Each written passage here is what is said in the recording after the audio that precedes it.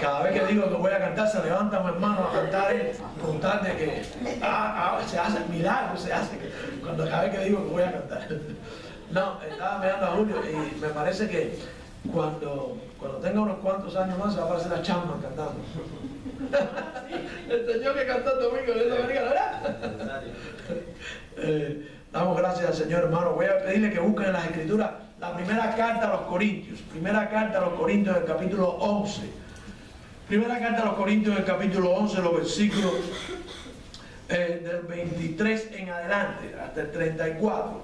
Y déjenme primero hacerle una pequeña explicación, en lo que ustedes buscan la palabra de Dios y se ponen listos. Normalmente nosotros tenemos la cena del Señor en la noche. Bueno, es tradición que cuando una iglesia tiene dos servicios, los que generalmente vienen en la noche son las personas que son los miembros de la iglesia. Son la gente que por alguna razón vienen por la mañana y por la noche. Pero bueno, no siempre es así, sobre todo en el mundo hispano, donde tenemos personas que trabajan tal vez mediodía o ese día por la mañana. Y teniendo en cuenta eso, teniendo en cuenta también que tenemos muchas familias nuevas, queríamos tener la mayor cantidad. Y me parece que ha sido una decisión, sabia, y creo que lo vamos a dejar así. Porque en definitiva nosotros tenemos la cena cada 3 meses. Y no es tan seguido. Podemos dedicar un domingo en la mañana, que es donde en el caso nuestro concurre la mayor cantidad de miembros, y dejar la cena para domingo en la mañana y aprovechar, no tener prédica para que no se vea como parte del servicio, sino aprovechar y hablar de la cena, que es lo que vamos a hacer hoy. Yo creo que hemos anunciado bastante la cena, creo que hemos dicho bastante que hoy había cena. Me llama la atención que no veo con los hermanos.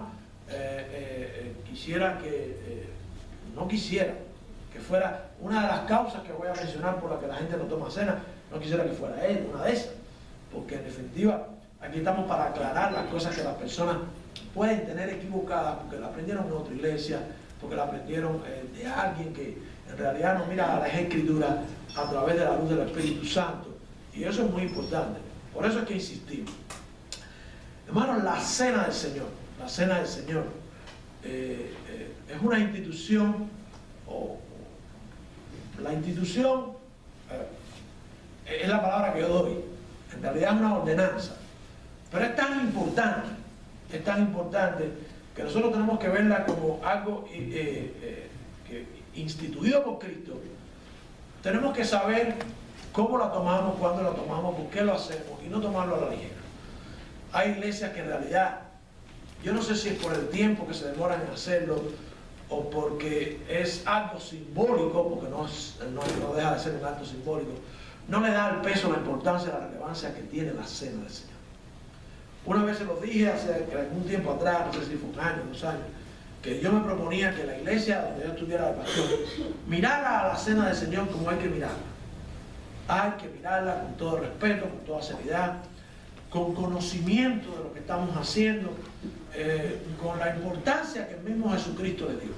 Jesucristo no nos dejó a nosotros nada más que hacer, ni rituales, ni ninguna otra cosa que hacen por ahí, como lavar los pies y esas cosas. No. Jesucristo nos dejó el bautismo y la cena, una cosa relacionada con la otra. ¿Cómo se relaciona? Yo voy a explicar esta relación para entrar de lleno en la cena. Que como coincidencia divina, hoy en la noche tenemos bautismo. La hermana no está aquí con nosotros, siendo un poco mal, pero ella dice que sí, que va a estar en la noche. Los invitamos a ver el bautismo porque hay, coincidentemente, de una manera, diría yo, guiada por Dios, hoy tenemos bautismo y cena. Y es que hay una relación estrecha entre el bautismo y cena. ¿Okay? El bautismo es el primer acto de fe, público, simbólico, a su vez de aquel que ha recibido a Cristo. ¿Por dónde empezar? Bueno, por declarar públicamente de que has muerto a la vida vieja y has resucitado a la vida nueva. De que eres nueva criatura en Dios, y una sola vez se bautiza la persona. De que has recibido a Cristo como tu Señor y Salvador, de que has creído, de que eres parte de la familia. Todas las cosas que encierra el simbolismo de bajar a las aguas, que quiere decir bautismo. Bautismo es la palabra griega que quiere decir desaparecer. Bautizo es una palabra griega que quiere decir desaparecer, sumergirse debajo de las aguas. Ese es el primer acto de obediencia. Ese es el momento en que nosotros declaramos quiénes somos a partir de ahora. Eso es lo que damos a entender públicamente. Eso es lo que expresamos con un acto, lo que ha pasado en nuestro corazón. Esa es, como yo digo siempre, cuando una persona se casa, nadie se casa en secreto, ¿verdad?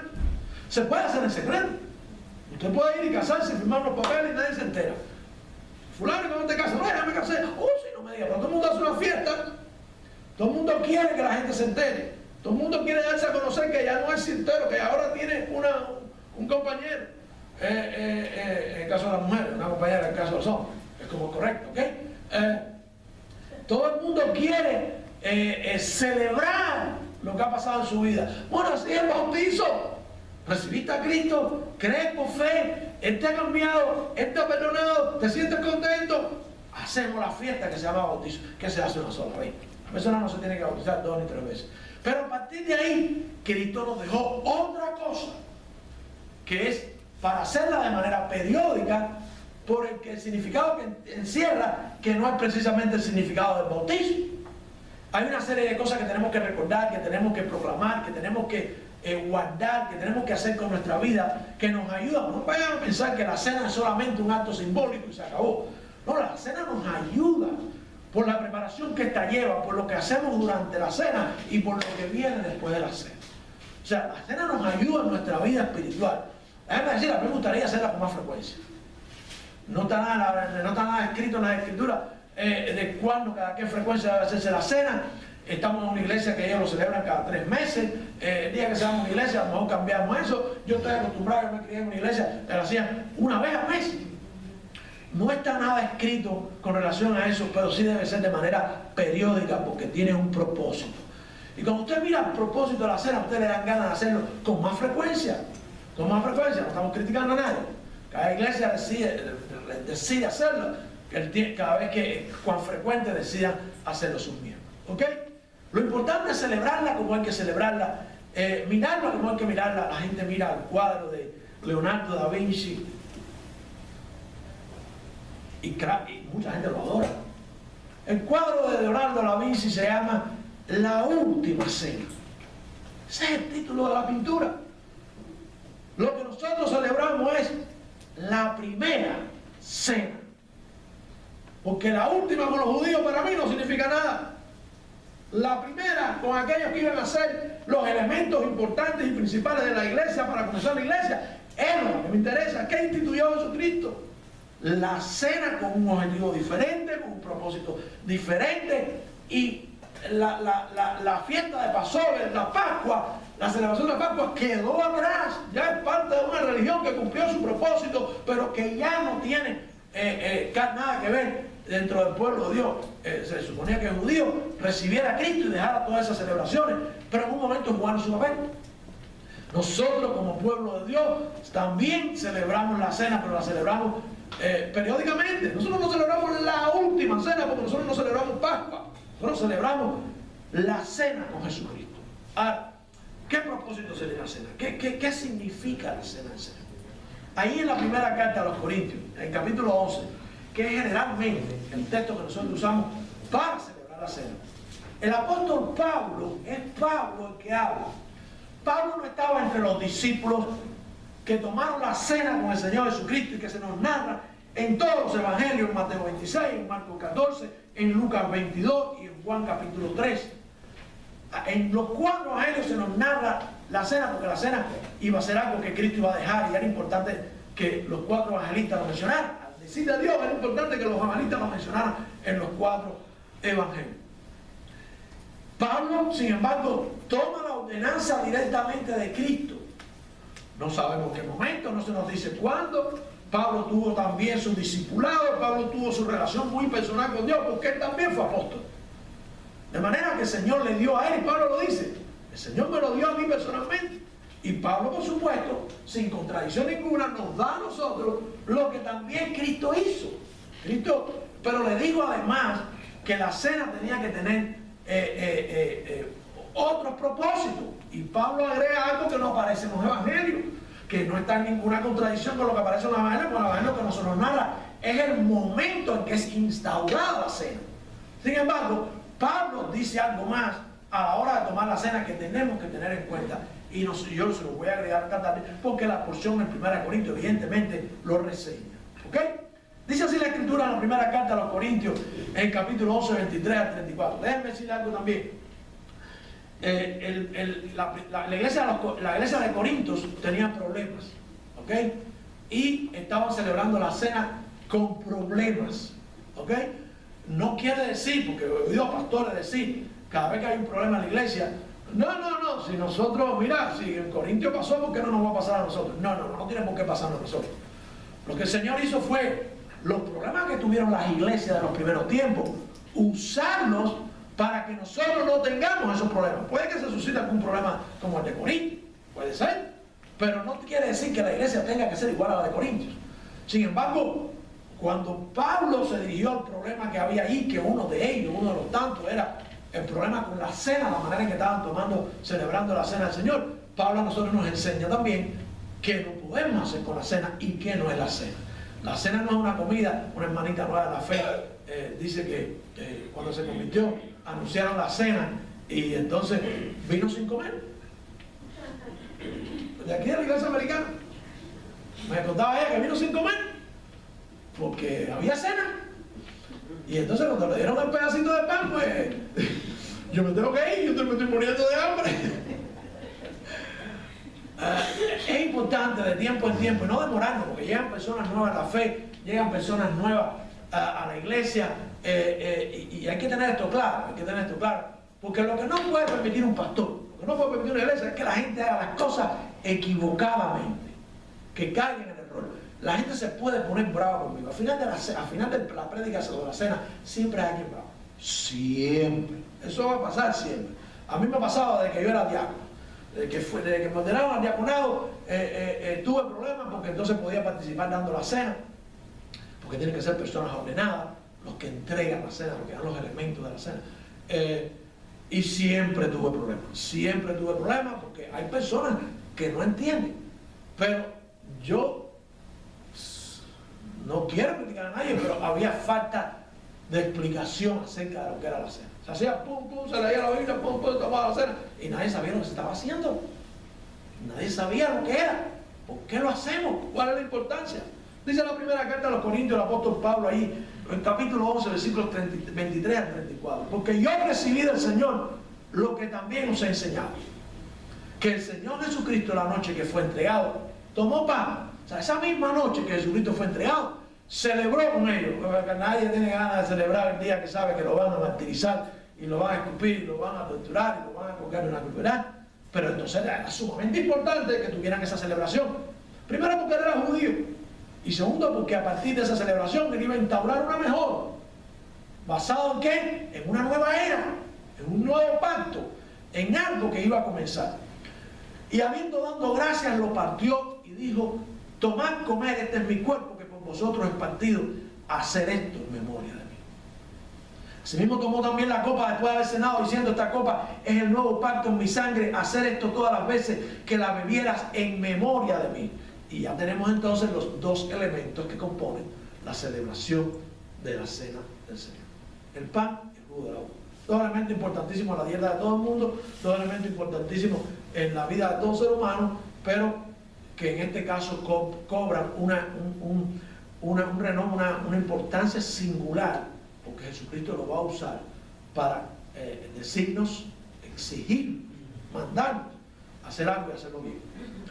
Así pues, todas las veces que comieras este pan y bebieras esta copa, la muerte del Señor anunciáis hasta que Él venga.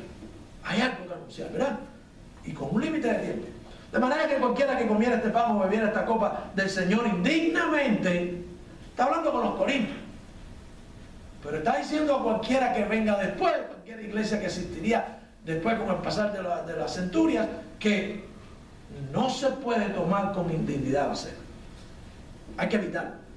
Pero hay manera de resolverlo. El Señor no dice a nadie: tú eres indigno, no puedes tomar la cena. No, la indignidad tiene solución. ¿Ok? ¿Qué quiere decir esto? Vamos a ver. Por tanto, indignamente será culpado del cuerpo y de la sangre del Señor. Por tanto, pruébese cada uno a sí mismo y coma así del pan y beba de la copa. porque el que come y bebe indignamente, sin discernir el cuerpo del Señor, juicio come y bebe para sí. Por lo cual hay muchos enfermos y debilitados entre nosotros, muchos duermen, es decir, muchos se han muerto por no hacer las cosas correctamente. Si pues nos examinásemos a nosotros mismos, no seríamos juzgados. Mas siendo juzgados, somos castigados por el Señor para que no seamos condenados por el mundo. Así que, hermanos míos, cuando os reunís a comer, esperaos unos a otros. Y si alguno tuviera hambre, coma en su casa para que os no os reunáis para juicio. Las demás cosas las pondré en orden cuando yo fuere. Todas esas son palabras de Jesús a Pablo, ¿verdad? Y nosotros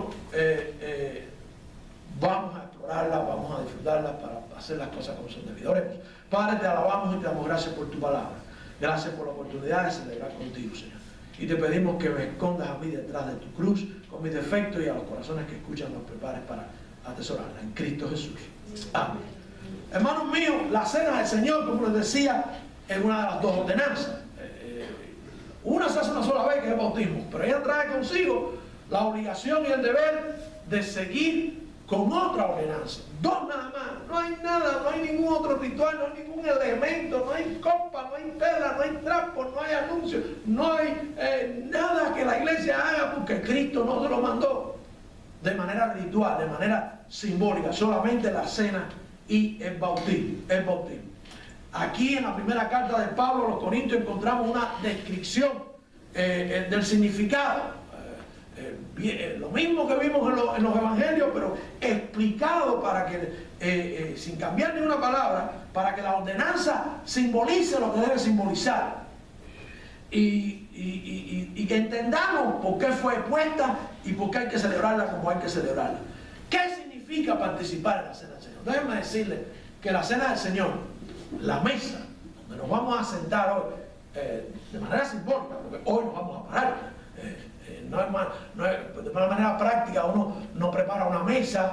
Hay gente que van a los extremos, hay gente que quiere una mesa y si los dejan hacen un aposento alto y entonces pasan el pan. Bueno, eso no tiene nada de malo, pero las circunstancias no mejoran ni empeoran las condiciones del corazón. Lo importante es el corazón, lo importante es con las condiciones que tenemos, pues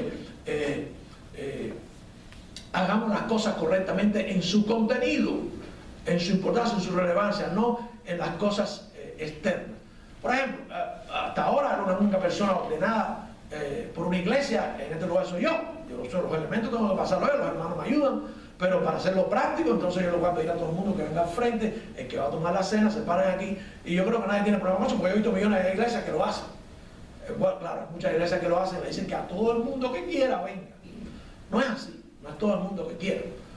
La cena es una invitación de Cristo, no mía, no de la iglesia.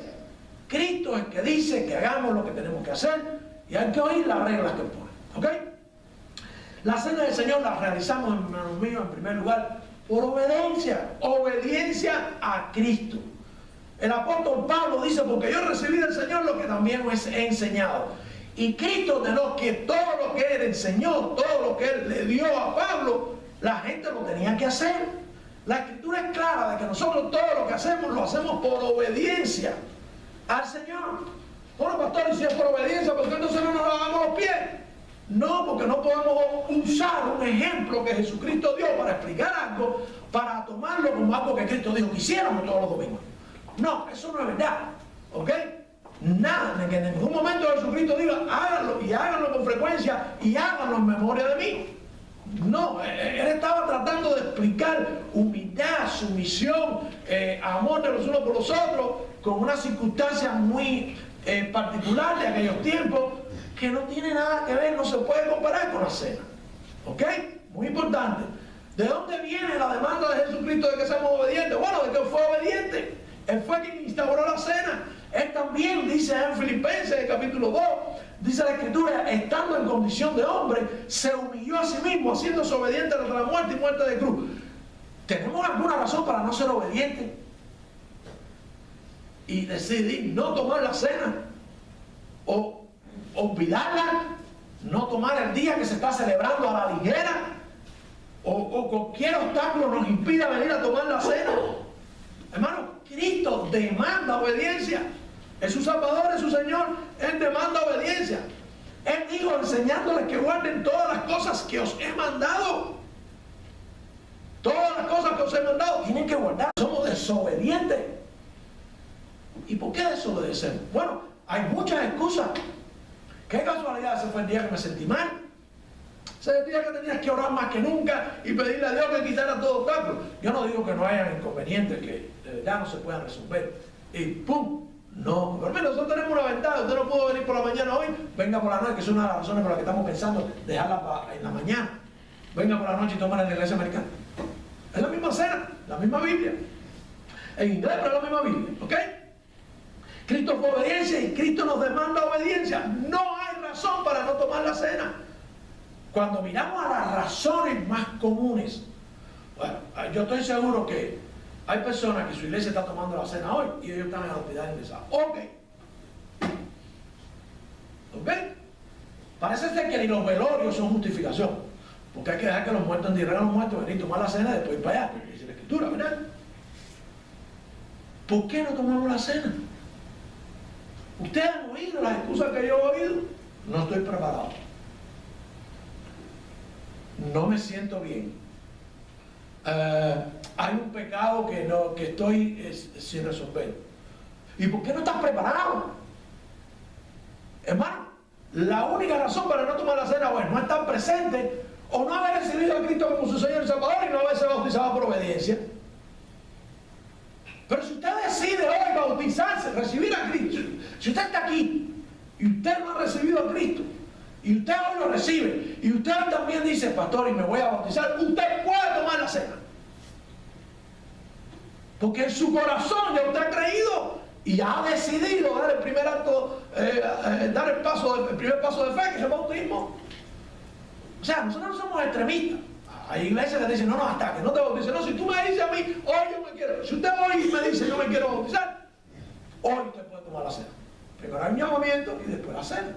¿Ok? O sea, no hay razón. No, pastor, porque es que yo tengo... A mí me lo han dicho, yo no sé usted. Hermano, ¿qué pasó que no tomaste la cena?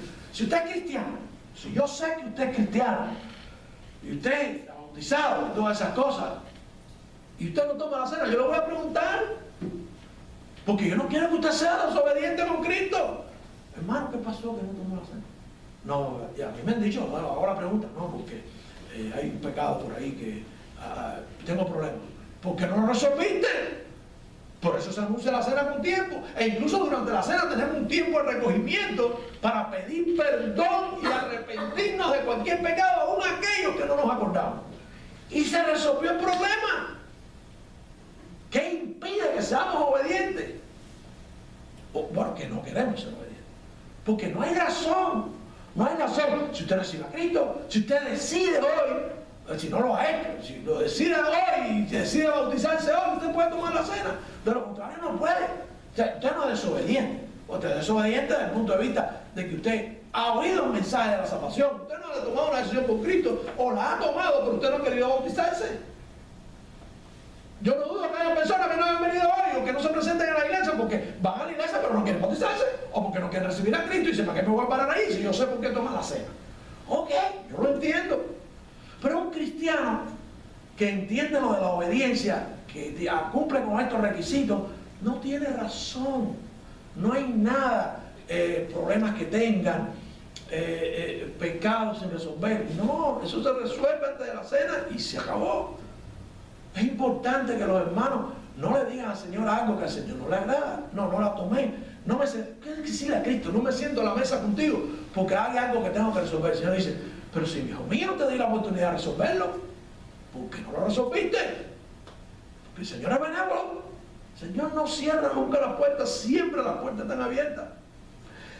Hay que ser obediente. No hay razón para no ser obediente. No hay impedimentos. No hay impedimentos. ¿Cuál es el impedimento? Que no hay cristianos que no han aceptado a Cristo. Bueno, acéptalo hoy.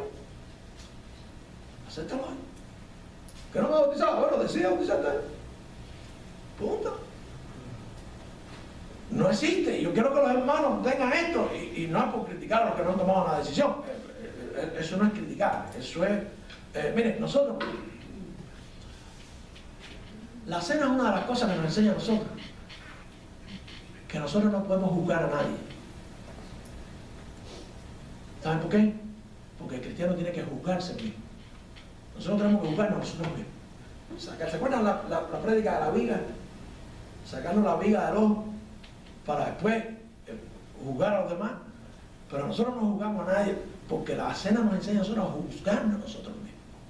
Pero esa es la última parte de lo que Pablo está diciendo aquí. Segundo lugar, la cena es algo para recordar. Miren las veces que el Señor dice, haced esto en memoria de mí. En el versículo 24 y en el versículo 25, haced esto en memoria de mí. ¿Qué quiere decir memoria? En memorial.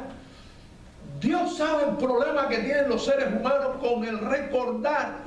Como se le olvidan, como dice el refrán popular, con la gloria se olvidan las memorias. Dios sabe que tenemos problemas. Dios nos conoce. Ay, pastor, pero usted se lo olvida. Dios sabe bien que a mí se me olvidan las cosas. Dios no sabe que no somos perfectos, que somos bien imperfectos y que tenemos problemas. Pero que hay cosas que no podemos pasar por alto. Y el Señor quería que nosotros recordáramos. ¿Recordáramos qué?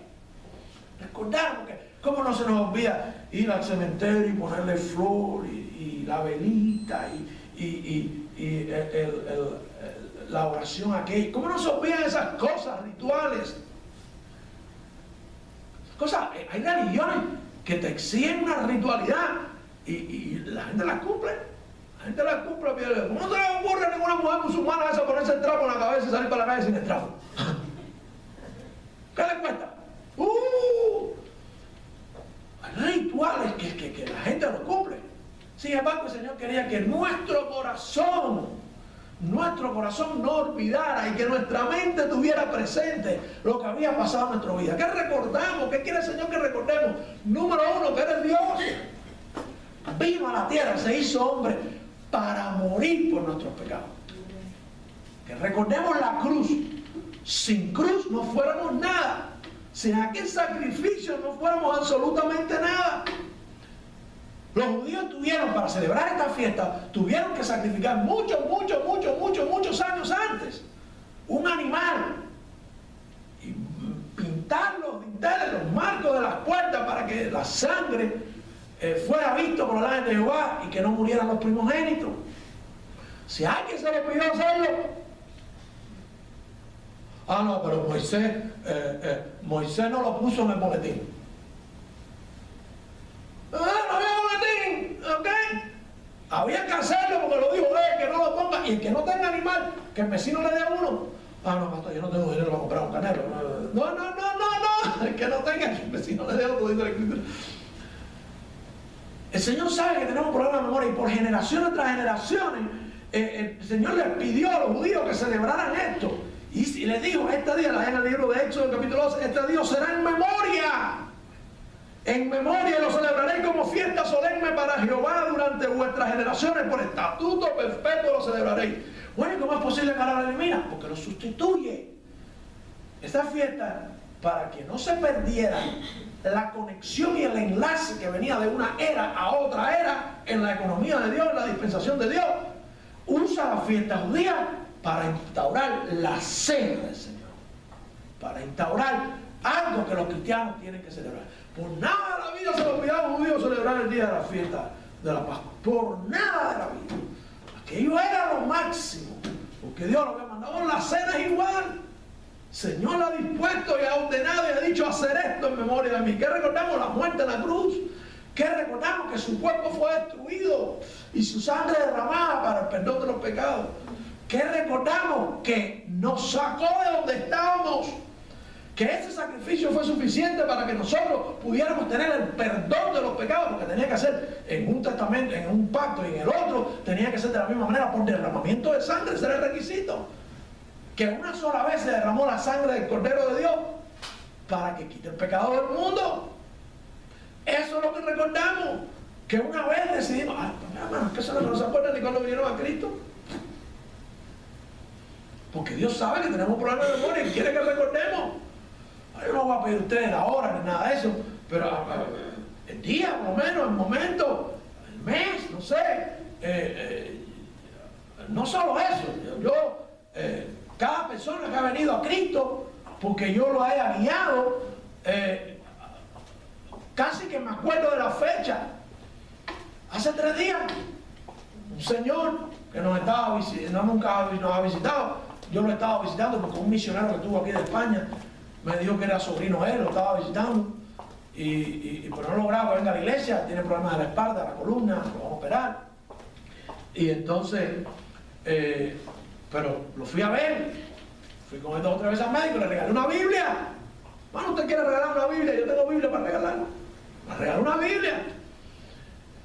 Un poco que era falta de fe, porque eso es falta de fe. No, tengo que hablarle, pero no tenía la oportunidad. Falta de fe en qué? En que la palabra de Dios. Él me decía, yo estoy leyendo, todos los días me llamó el viernes,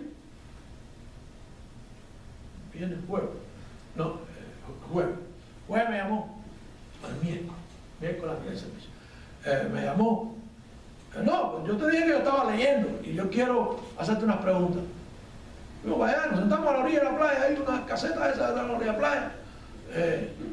¿Cuáles son tus preguntas? No, ¿por qué esto y por qué lo otro? Y empecé a explicarle. Y cuando llega al punto le digo, esto se resuelve recibiendo a Cristo, arrepintiéndote. Pedro le dijo a los judíos lo dijeron en el primer discurso de Pedro, en el primer sermón de Pedro, en el primer sermón de la iglesia neotestamentaria. La iglesia del Nuevo Testamento, neotestamentaria quiere decir del Nuevo Testamento, del Nuevo Pacto, la iglesia. La iglesia. Antes del día de Pentecostés no había iglesia. ¿Okay? No había iglesia. Iglesia es eso. Pedro le dice a los judíos que le preguntan, ¿y nosotros, hermanos, nosotros qué haremos? En el capítulo 2 del libro de los Hechos. Y Pedro dice, arrepentíos y recibiréis el don del Espíritu Santo. Y bautícese cada uno en el nombre del Padre de Dios. ¿Tú has hecho eso? Le digo al hombre, dice el hombre. Eso es lo que yo quería compartir contigo, que yo lo hice. Llorando. Leyendo la Biblia. Y yo le creí porque me dijo lo que había hecho, porque la palabra de Dios tiene poder. La fe viene por el oído y la palabra de Dios dice la Escritura, y el hombre efectivamente estaba leyendo la Biblia. Y cada vez que le decía algo que decía la Biblia, dice, yo lo leí. Yo me acuerdo de eso. Y recibió a Cristo. Por sé que nos sorprende venga a bautizarse hoy por la noche, porque me dijo, bueno, sí, vamos a ver cómo van las cosas. Su hijo no es cristiano, la mujer es cristiana. Vamos a ver, no trabaja domingo, Walmart todo el día. A lo mejor, pastor, a lo mejor lo dejamos para bautizarse. Pero quiere bautizarse. Digo, hoy tenemos bautismo para venir. Recordar, ¿cómo es posible derramar lágrimas con aquel hombre ahí y olvidar la salvación de ese hombre? ¿Cómo es posible olvidar la salvación nuestra? ¿Cómo es posible olvidar el día que Cristo me dijo, te perdono toda la basura que hiciste? Que ustedes ni se la imaginan. ¿Ok? ¿Cómo es posible olvidar eso? Dios sabía que yo no podía olvidar. Y para que tuviera un momento de recordación, dijo, acuérdate del pacto, de mi sangre, de mi cuerpo, acuérdate de dónde te saqué, acuérdate de lo que hice por ti, acuérdate de dónde estabas, acuérdate que no eras nada, acuérdate y no lo olvides. Qué bondad de Dios darnos un momento y un tiempo para que recordemos eso. Por eso que los pastores de la iglesia no lo toman en serio, no se lo explican así a la gente. Ese es el momento de recordar eso. Eso es la cena tan importante. Recordar en memoria de mí. ¿Qué recordamos? No una fiesta, el día de su cumpleaños, ok, nosotros lo celebramos sin problema ninguno. Nosotros no tenemos ese problema.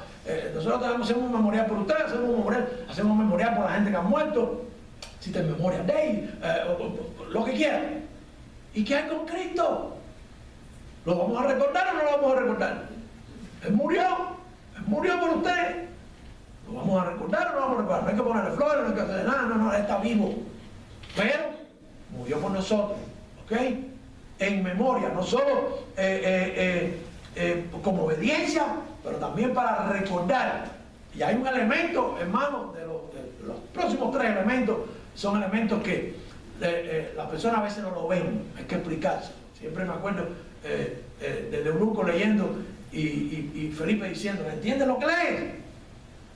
A veces las personas necesitan que el hombre que Dios ha llamado, el ministro del Evangelio, le diga que lo que está leyendo, qué significa. ¿Okay? Nosotros proclamamos, cuando nosotros celebramos la cena, proclamamos, porque está implícito ahí, proclamamos quiénes somos.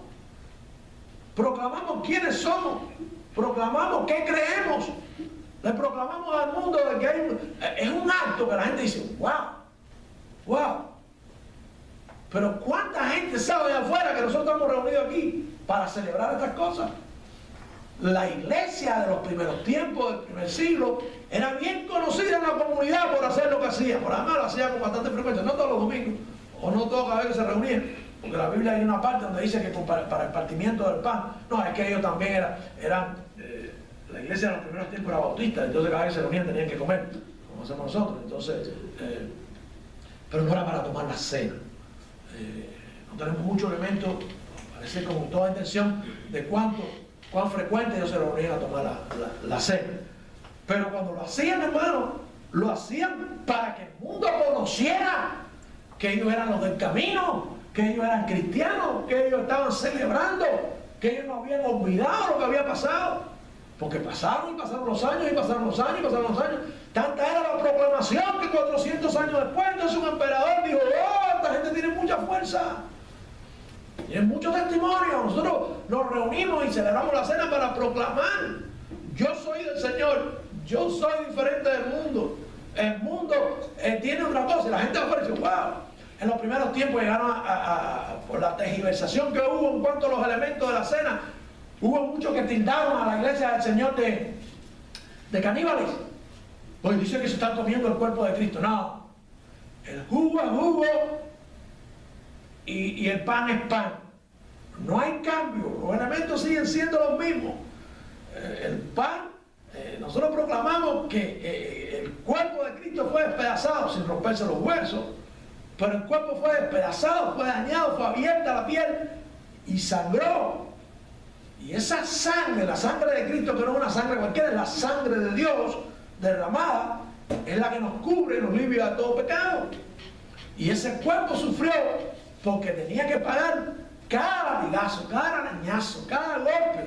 Tenía que ver con el castigo que nosotros merecíamos. Y lo cargó él con eso. Pastor, ¿cómo es que usted dice que Cristo sudó sangre? Sí, la Biblia dice que sudó sangre.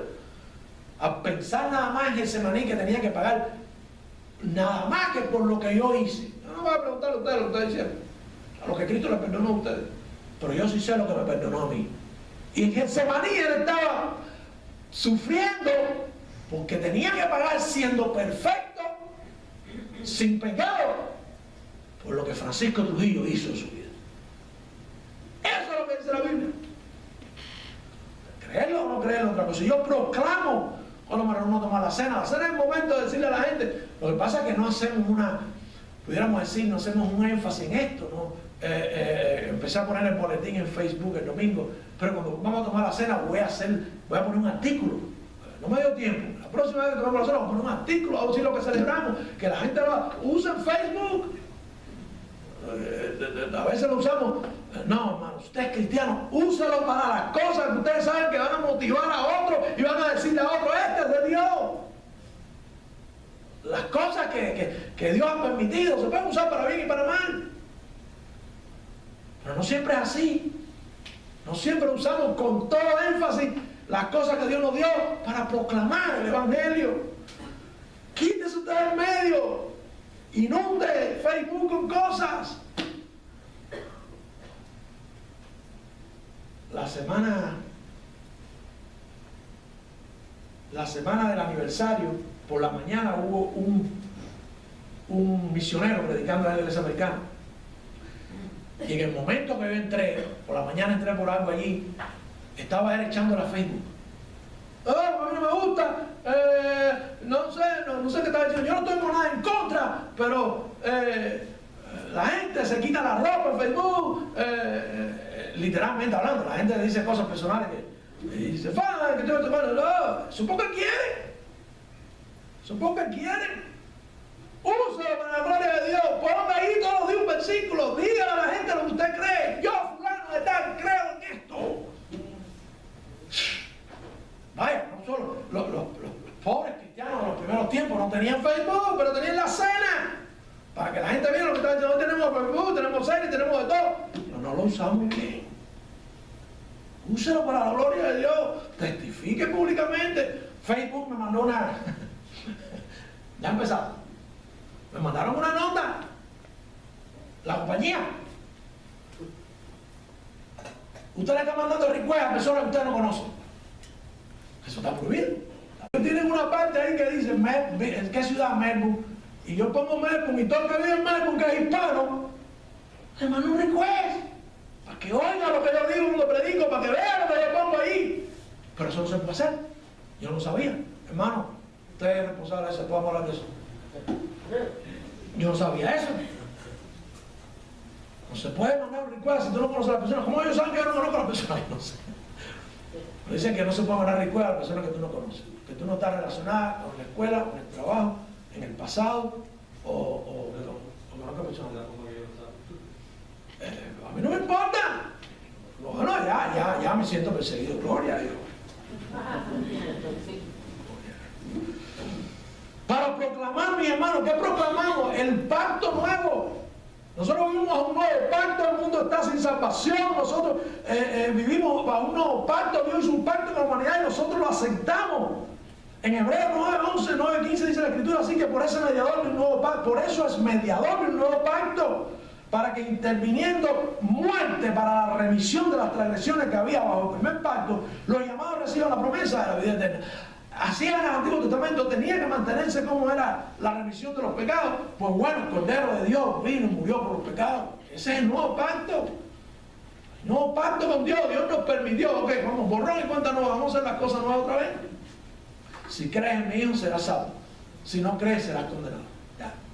Ya eres condenado porque no has creído en el universo del Padre, esa es la Escritura. Ese es el nuevo pacto, yo lo acepté.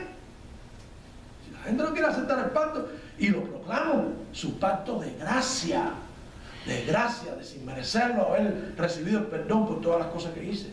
¿Qué proclamamos también al final de todo esto? Que Cristo viene. Mira lo que dice allá versículo 26, dice el versículo 26.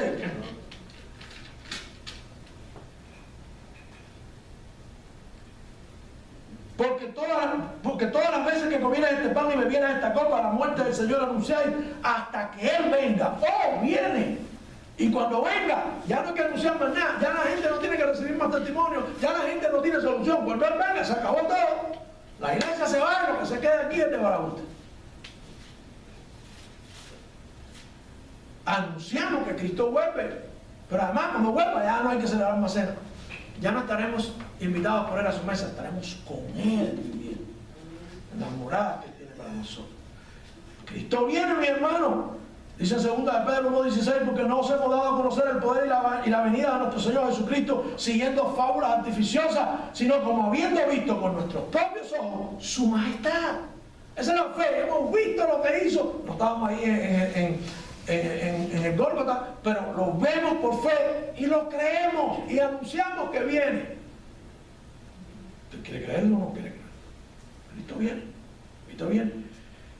Y Pablo añade entonces a la Escritura dos motivos muy importantes para tomar la cena.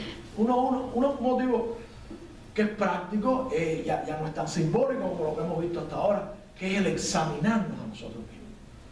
Que apliquemos todo esto, que no tomamos jugo de la boca, tomamos jugo de la boca, no tomamos pan, que no lo hagamos como un ritual, que no lo hagamos vergonzosamente, que no lo hagamos sucio. Quiere decir que nos examinemos. Dice el versículo 27, indignamente. ¿Qué quiere decir indignamente? Indignamente quiere decir pensando mal de la cena, tomándola sin habernos arrepentido de nuestros pecados, habiendo violado algunos otros preceptos, como si no eres obediente en el bautismo, ¿por qué tomas la cena? Si no has recibido tu Cristo en tu corazón, ¿qué diferencia hace un pedazo de pan con un buche de jugo de uva? ¿Qué diferencia hace? Hay indignidad en eso, hay truco, hay engaño, hay confusión, hay muchas veces desconocimiento, que entonces ya no es indigno, porque es que no tienen conocimiento la gente. Para examinarnos a nosotros mismos, evitar la indignidad, dice el versículo 28, por tanto, examínese a cada uno a sí mismo. La cena es la tremenda oportunidad de examinar nuestra vida. ¿Qué hay de malo? ¿Qué he dejado de hacer? Que tenía que hacer? Y dice que la Escritura, que por tanto, si dejamos hacer lo que hay que hacer, es pecado. Examinarnos, hermano. Nosotros no nos tiene que examinar nadie, pero nosotros sí tenemos que examinarnos. Y la cena es tremendo momento. No, la pastora, yo no hizo la cena. No, el Señor sabe que se te iba a olvidar examinarte. Debe ser todos los días. Pero hay un momento en que nosotros decimos, bueno, Señor, voy a tomar tu cena ahora, cuando me sienta a la mesa contigo, a compartir el pan y el jugo de la uva. Quiero estar limpio. Y cuando usted pide perdón por los pecados, usted está limpio y lleno del Espíritu Santo. Después vamos a fallar otra vez. Dios lo sabe. Pero la Escritura dice, abogado tenemos para con el Padre, a Cristo justo. Si usted no necesita abogado, si usted necesita abogado, es porque usted va a fallar, ¿verdad? Nadie necesita que alguien interceda por él, si es perfecto, si no comete errores.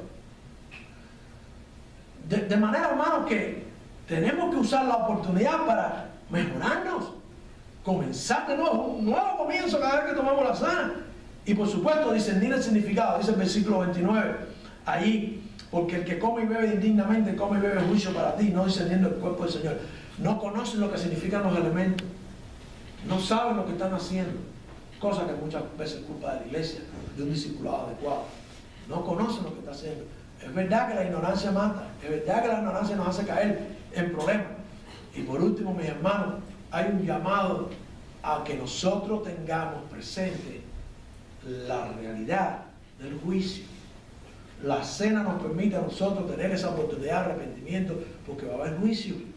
Necesidad de arrepentirnos y es oportunidad para arrepentirnos, porque hay un juicio. Hay dos juicios: el juicio del mundo y el juicio de Dios.